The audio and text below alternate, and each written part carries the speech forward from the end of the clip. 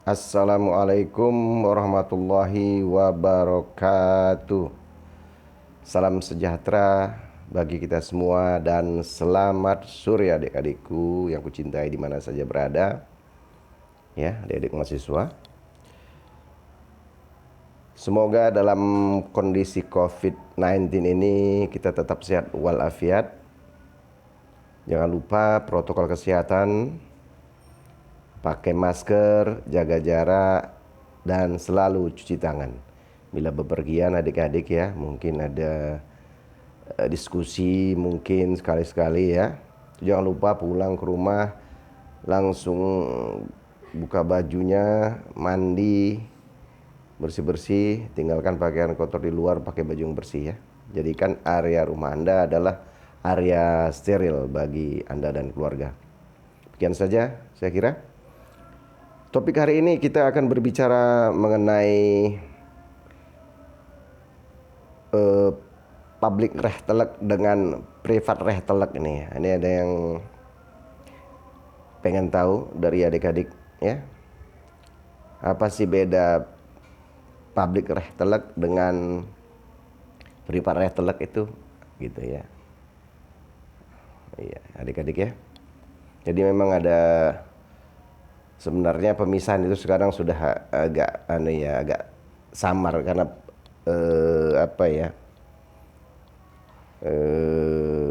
begitulah perjalanan hukum itu gitu ya. Ya, gitu. Jadi cuman di tataran teori masih harus kita bedakan supaya kita bisa mempelajarinya secara parsial-parsial gitu ya. Bagian demi bagian gitu. Itu gunanya. Ya. Walaupun saya bilang kan dalam kehidupan sebenarnya kan merupakan kesatuan yaitu ya, hukum itu nggak bisa kita pisahkan mana pidana, perdata, ya. Di dalam kehidupan itu nggak bisa kita pilih-pilih gitu. Jadi karena dia mengatur perbuatan manusia, ya kan?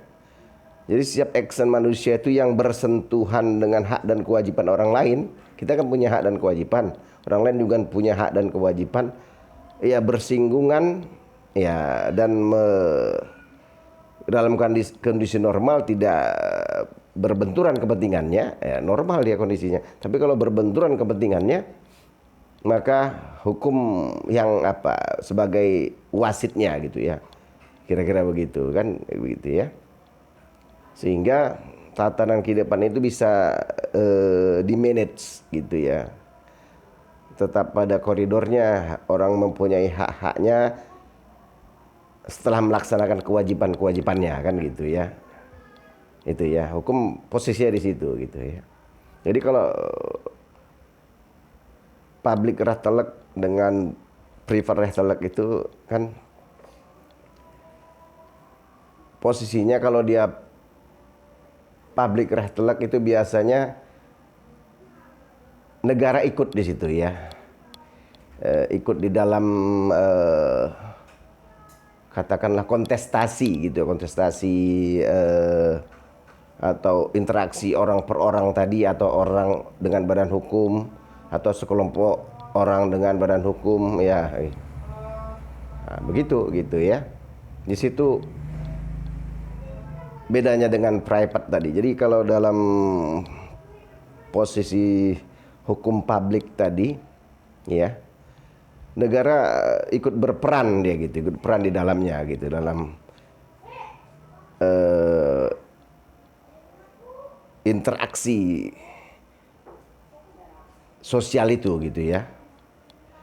Misalnya kalau dalam hukum pidana gitu kan, nggak ada terjadilah misalnya pembunuhan misalnya gitu kan, itu nggak ada laporan dari masyarakat, penyidik atau polisi tetap action ya gitu, karena itu memang ranah hukum publik dia gitu ya.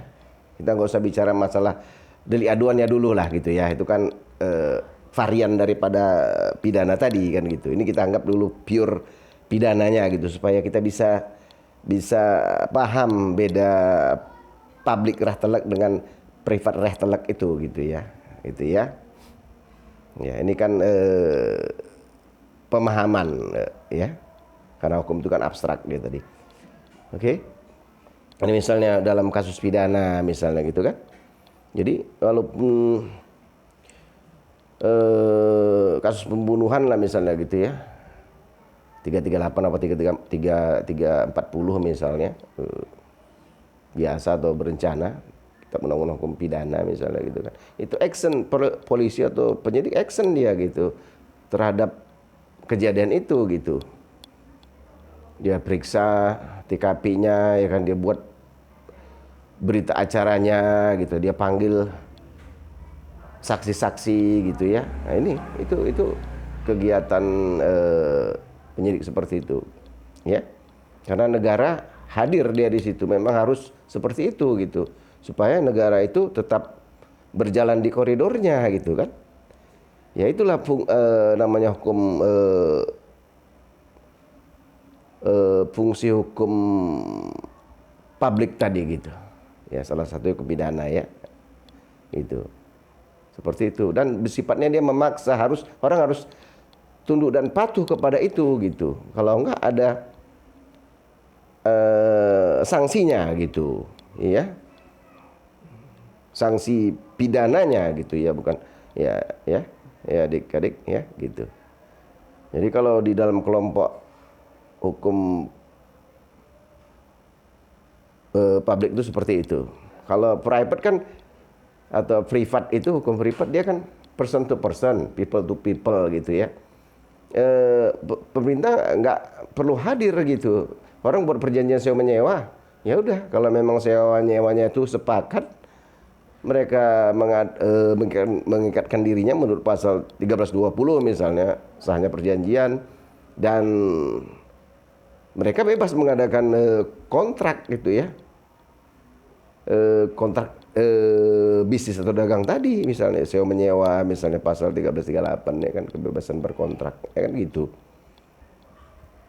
nggak ada masalah gitu ya. Cuman saya bilang kan, yang di materi kuliah yang lalu kan saya bilang juga harus pasal 337, 338 itu memang harus diperhatikan. Walaupun mereka bebas membuat kontrak, pasal 1320 diperhatikan, hanya perjanjian, syarat subjektif objektif, ya kan? Itu harus diperhatikan, ada 2 syarat subjektif, 2 syarat objektif kan gitu ya. Kemudian pasal 1337 BW juga harus diperhatikan, syarat-syarat tentang yang tidak boleh dilanggar ya. Persetujuan itu tidak boleh melanggar ketertiban umum, kesusilaan nama baik dan undang-undang tadi ya, seperti itu gitu ya. Nah, jadi beda spesifiknya di situ ya. Ada kebebasan untuk individu mengikat membuat suatu perjanjian atau persetujuan gitu ya, antar para pihak gitu ya. Individu per individu atau individu dengan badan hukum gitu ya. Itu dia private, namanya privat ya, privat. Hal yang personality gitu. Nah, cuman ada koridornya ya, dia bukan berarti sama sekali bebas, nggak ada batas gitu. Maksud saya untuk membedakan dengan hukum publiknya tadi, pidana tadi ini, yang sifatnya ada peran pemerintah dan dominan di situ. Pemerintah harus ikut gitu menyelenggarakan itu. Kalau nggak kan terjadi kaos atau kekacauan gitu di suatu negara gitu ya kan, karena orang buat tindakan pidana pembunuhan misalnya gitu,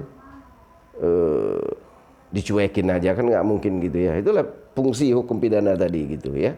Jadi orang tentram dibuatnya gitu, karena ada hukum yang mengatur itu gitu ya. Kita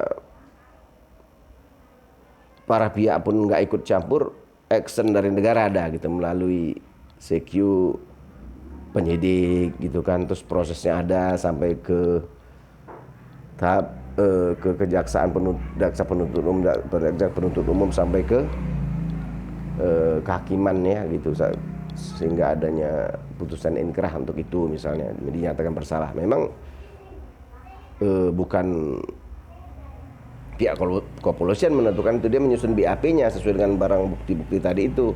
Putusannya memang tetap di pengadilan gitu. Artinya mekanisme itu yang harus dilalui gitu ya. Nah, itulah dia hukum pidana, bedanya hukum publik. Kita contoh hukum pidana misalnya dengan hukum perdata tadi, misalnya sewa menyewa gitu ya, atau jual beli kan, itu please bebas gitu, nggak ada masalah. Mau jual beli suka sama suka ya kan, sepakat itu ada syarat-syaratnya lagi, cakap ya kan, suatu sebab tertentu, suatu sebab yang halal, tidak melanggar koridor pasal 1337 BW, ya udah gitu ya. Nah, nggak ada masalah gitu. Dan negara tidak ikut gitu, tidak ikut di dalam perjanjian itu gitu kira-kira ya. Jadi itu. Jadi misalnya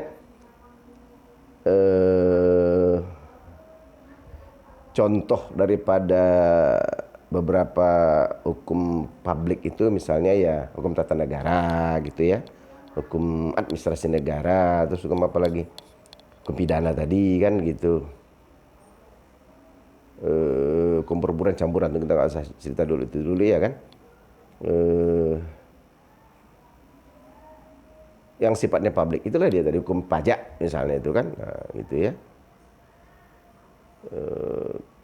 Peran negara hadir di situ gitu ya, itu dominan dia hadir untuk menegakkan hukum itu di situ. Nah, kalau di hukum privat peran negara hampir dikatakan tidak ada gitu ya, ya hampir dikatakan tidak ada gitu ya, sangat minim sekali, kecuali ada konflik lah gitu ya.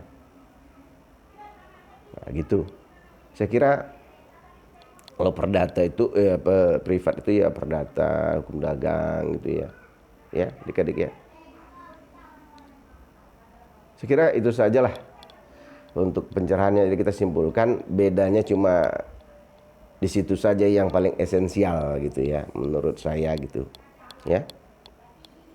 Kalau hukum publik itu negara dia ikut hadir, frekuensinya lebih besar gitu ya, ikut dominan, dia ikut gitu. Macam misalnya tindakan pada hukum pidana misalnya gitu.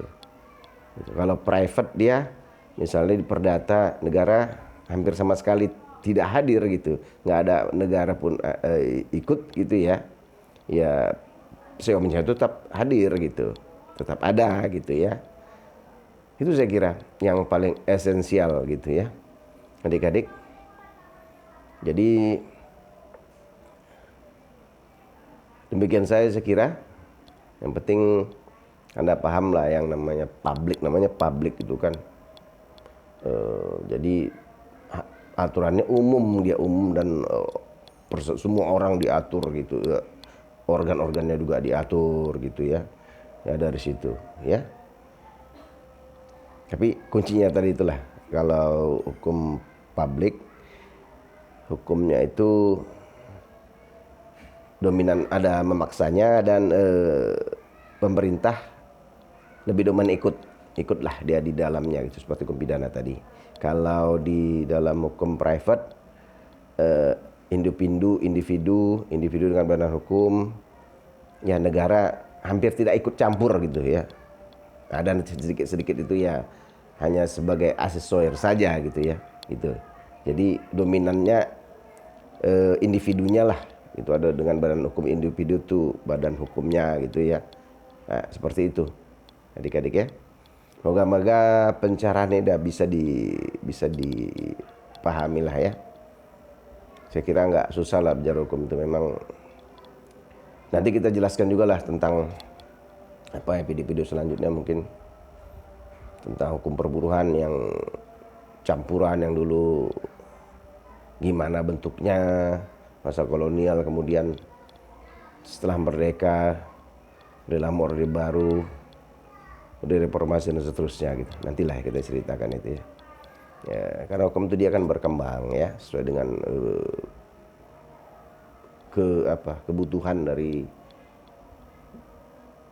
penyandang hak dan kewajiban itu, kita manusia gitu. ya dibutuhkan, dibuatlah hukum yang sesuai dengan itu. Udah ada IT ya dibuat undang-undang IT gitu. Jadi buat aturan mainnya gitu. Kalau enggak kan bisa kacau nih gitu ya. Ngomong sembarangan lagi kita dia kan bahaya kan gitu ya. Oke lah adik-adik ya. Udah azan di sini. Udah asar.